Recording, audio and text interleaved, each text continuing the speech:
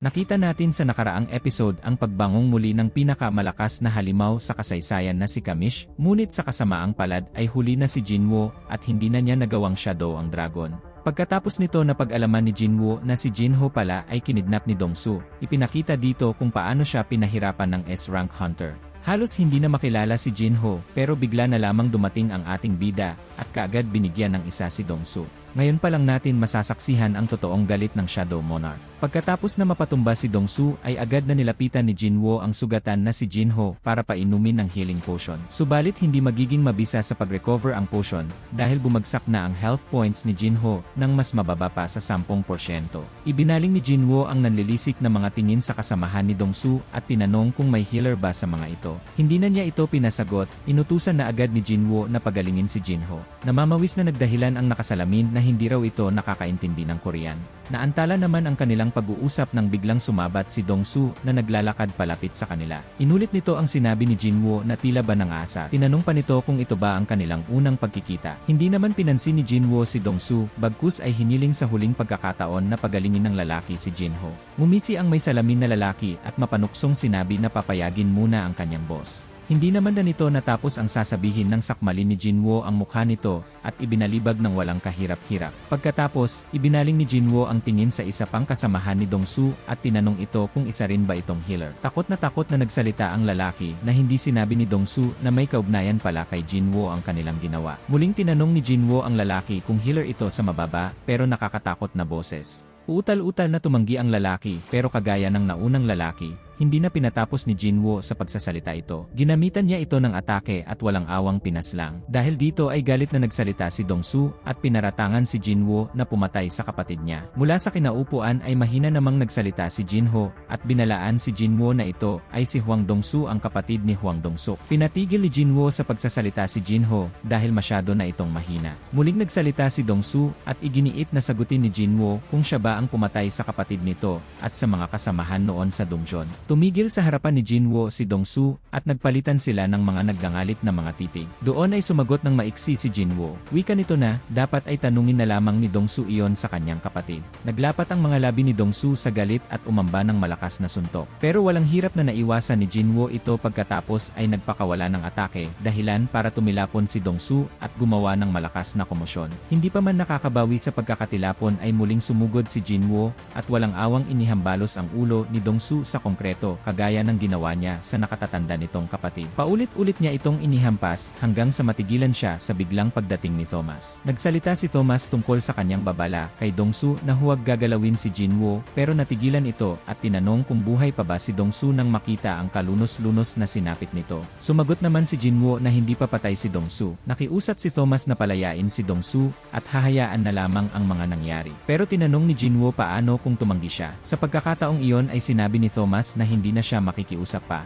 Agad na tinapon ni Jinwoo ang katawan ni Dongsu at hinamon si Thomas. Kahit naman nag-agaw buhay na ay inutusan pa ni Dongsu si Thomas na patayin na si Jinwoo. Nanatiling kalmado si Thomas at tinanong si Jinwoo kung hindi ba siya kilala. Dahil lulong sa galit, pabalang na sumagot si Jinwoo na wala siyang pakialam kung sino pa itong si Thomas. Napatitig si Thomas kay Jinwoo at nagtatakang nag-isip na kilala naman siya ni Jinwoo pero bakit hinahamon siya nito. Makikita ang pagbabalik tanaw sa buhay ni Thomas Andre. Si Thomas ay lumaki sa isang mahirap na imigranteng pamilya at marami ang naging kaaway. Ngunit, sa kabila ng tingin niya sa sarili na walang-wala siya, nabigyan naman siya ng isang talento, dahilan para tagurian siyang pinakamahusay sa lahat. Ito ay ang overwhelming violence. Dahil dito, napasabak si Thomas sa maraming gulo at napatunayan niya ang kanyang talent ay kayang mapagbago ang mga taong magiging marahas ang pakikitungo sa kanya. Kalakasan, kayamanan, at karahasan, ginamit ni Thomas ang lahat ng kapangyarihan na nagkaroon siya dahil sa talentong meron siya para mamuhay na parang hari. Marami siyang pinatay na sumasalungat sa kanya, pinaluhod dahil minaliit siya,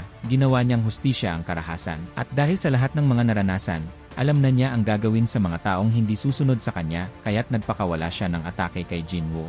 Samantala, sa labas ng factory ay dumating na ang mga miyembro at tauhan ng Scavengers Guild. Naghanda ang mga ito na pumasok pero naudlot ng tumalsik palabas si Thomas. Nagtatakang tinanong nga mga kasamahan si Thomas kung ayos lang ba siya. Pinigil ni Thomas ang mga ito at naglakad na parang walang narinig. Samantala, sa loob ng factory, inutusan ni Jinwoo ang isa sa kanyang mga shadow na dalhin si Jinho sa pinakamalapit na ospital. Binilin niya na gawin ang lahat mapagaling lamang ito. Mabilis na lumipad ang shadow paalis buhat-buhat si Jinho. Matapang na humarap si Jinwo kasama ang kanyang mga shadow warriors sa likuran kay Thomas na nakahilera rin ang mga kakampi sa likod nito. Nagsalita si Thomas na sa wakas ay nakahanap na siya ng kanyang makakatapat. Wala na siyang pakialam pa kay Huang Dongsu dahil sa mga sandaling iyon ay wala siyang ibang nais gawin kundi ang isalba ang nadungisang pagkatao sa pamamagitan ng pagpatay kay Jinwo. Mga bro, 1,899 likes ang goal natin sa video na ito. Nakaka 20,000 views ang videos natin, isang like nyo lang ang kailangan ko. Paabutin nyo ng 1,899 likes ang video na ito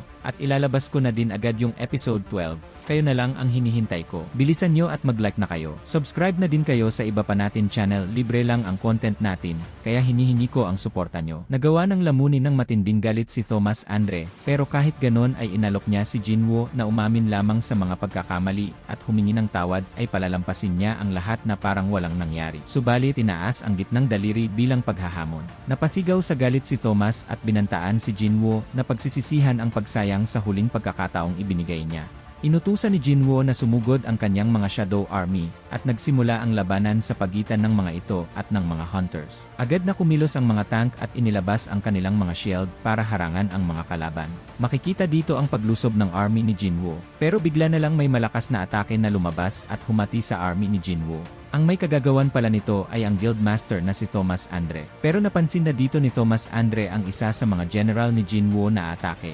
Agad itong kumilos, at sa isang iglap, tinapos ang shadow ni Jinwo. Wika ni Thomas na walang tsansa sa kanya ang mga ito. Sunod na inatak ni Thomas si Jinwo, pero humarang ang isa sa mga shadow. Subalit wala itong nagawa dahil agad itong tinapos ni Thomas. Naglaho ang shadow at nagulat si Thomas nang makita na biglang nawala si Jinwo sa kinatatayuan nito kanina. Ganoon na lamang ang gulat nang sumulpot ito sa kanyang tabi. Agad na inatake ni Jinwo si Thomas sa tagiliran nito gamit ang isang espada. Pero hindi man lang nagasgasan si Thomas bagkus nagpakawala ito ng malakas na suntok. Tumilapon si Jinwo palayo. Wika ni Thomas ay huwag siyang maliitin bilang national level hunter. Pagkatapos ay nagpakawala si Thomas ng atake na psychokinesis na kinagulat ni Jinwo. Buong pagyayabang na sinabi ni Thomas na dapat malaman ni Jinwo ang pagkakaiba ng kanilang mga lakas. Nagpakawala ng atake si Jinwo na kinagulat ni Thomas. Hindi makapaniwala si Thomas na pinili ni Jinwo na umatake sa kabila ng puwersang humahatak rito papalapit sa kanya na tila ba pinlano nito na malagay siya sa ganoong posisyon. Tuluyang tumilapon si Thomas nang maglapit sila ni Jinwo. Nagulat si Thomas na nagtamo siya ng pinsala mula sa atake ni Jinwo. Nagsalita si Jinwo at mapangutyang inulit ang sinabi ni Thomas tungkol sa pagkakaiba ng kanilang mga lakas. Nagpakawala ng mabibilis na suntok si Jinwo na tumama sa iba't ibang parte ng katawan ni Thomas. Dahil dito ay nagsalita si Thomas na hindi na mamaliitin pa si Jinwo. Pero biglang sumigaw si Thomas ng reinforcement at nagsimulang magbago ang anyo. Samantala, sa loob ng kotse, inusisa ng tauhan si Mr. White kung ano ang nangyayari. Tumanggi si Mr. White magpaliwanag dahil wala ng oras. Biglang natigilan sa pagsasalita si Mr. White nang tumingin sa factory dahil sa malakas na puwersang naramdaman mula rito. Wika ni Mr. White na hindi basta masasabi ng isang normal na tao ang totoong nangyayari, pero malaking panganib ang kakaharapin kung mangingialam pa sila. Ganap na nag-transform si Thomas bilang Steel Tyrant. Doon ay napagtanto ni Jinwo na kung may 4 na taong humiram ng lakas ng rulers, kagaya ng babala sa kanya ni Kamish, maaaring kasama ang mga ito sa 5 nakaligtas noon sa raid na pumatay sa dragon. Naglakad palapit kay Jinwo si Thomas sa anyo ng Steel Tyrant at nagpakawala ng isang malakas na atake. Halos mawasak ang buong factory sa lakas ng atake. Nagawa namang makaiwas ni Jinwo. Umatake ng capture si Thomas at agad na iniutos ng isa sa mga hunters na magsilayo na ang lahat mula sa kanilang guildmaster. Nahigop naman sabay-sabay ang mga shadow army ni Jinwo sa malakas na puwersang nanggagaling sa hugis bilog na lagusan na nabuo mula sa atake ni Thomas. Namangha si Jinwo sa pinakitang lakas ng atake ni Thomas. Wika ni Jinwo na para itong isang black hole na paniguradong nahigop rin siya kung hindi niya ginamit ang ruler's authority. Napansin ni Thomas na nakaligtas si Jinwo, kaya nagpakawala ito ng atake para sapulin ang kinaroroonan ni Jinwo. Buti na lamang at mabilis na nakaiwas si Jinwo papunta sa mas mataas na lugar. Nang dalaiti sa galit si Thomas at humandang umatake ulit kay Jinwo, na sinisiguradong hindi na magmimintis sa susunod. Nagmadali ang mga hunters na ilayo ang mga kasamahang hunters na sugatan. Mariing ipinag-utos ng isa sa mga hunters na sikaping makalayo sa abot ng makakaya. Humandang umatake si Thomas, tumalon ito pasugod kay Jinwo. Inintay ni Jinwo ang paglapit ni Thomas bago sinipa ito sa mukha. Pabagsak na tumilapon si Thomas habang nakalayo pataas si Jinwoo. Pero umatake ulit si Thomas ng capture habang nahuhulog. Inactivate ni Jinwoo ang ruler's touch bilang panlaban sa capture ni Thomas. Nagulat si Thomas na kagaya ng atake niyang capture, ay hinahatak rin siya ng puwersang nagmumula sa atake ni Jinwoo palapit rito. Natuwa si Thomas sa nangyayari at sabi ay malugod niyang pagbibigyan ng mano-manong laban si Jinwoo. Muling sumigaw si Thomas ng reinforcement at umatake ng malakas na suntok kay Jinwoo. Malakas na tumalsik si Thomas at tumama sa bubong ng factory. Napasigaw sa galit si Thomas, muling sumugod si Thomas at nagtuos sila ni Jinwoo ng isang brutal na labanan. Samantala, sa labas ng factory, hindi makapaniwala ang mga tao sa nasasaksihan. Hindi sila makapaniwala sa tila malahalimaw na lakas ni Jinwoo at Thomas at nagtataka kung paano ng mga ito nagagawang maglabas ng sobrang lakas na magic energy. Natigilan naman ang dalawa sa pag-uusap nang biglang may malakas na puwersang dumaan sa kanilang harapan.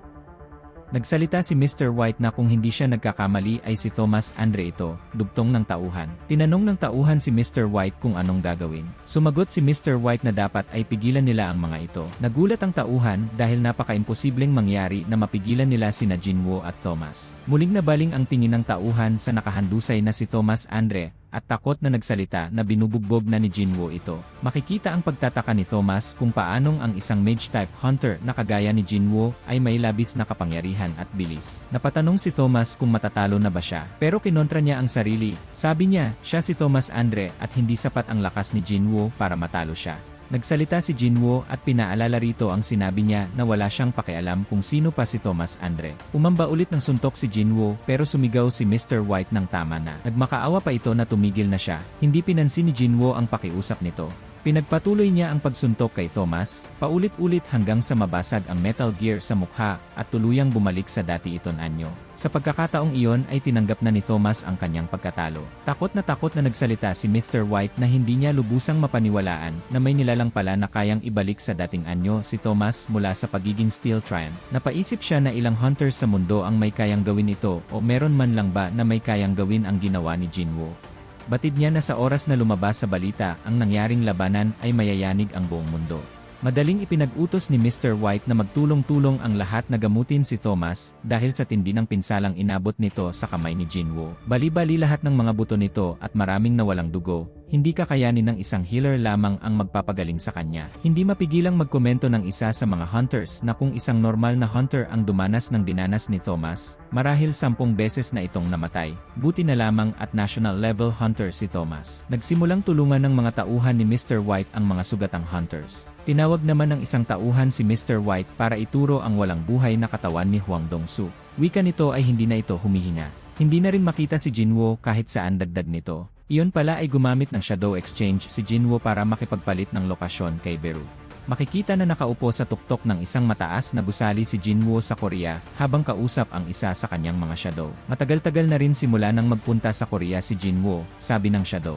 Sumang-ayon naman si Jinwoo pagkatapos ay sinabi na sa mga sandaling nag-uusap sila ay ginagamot naman ni Beru si Jinho sa Amerika.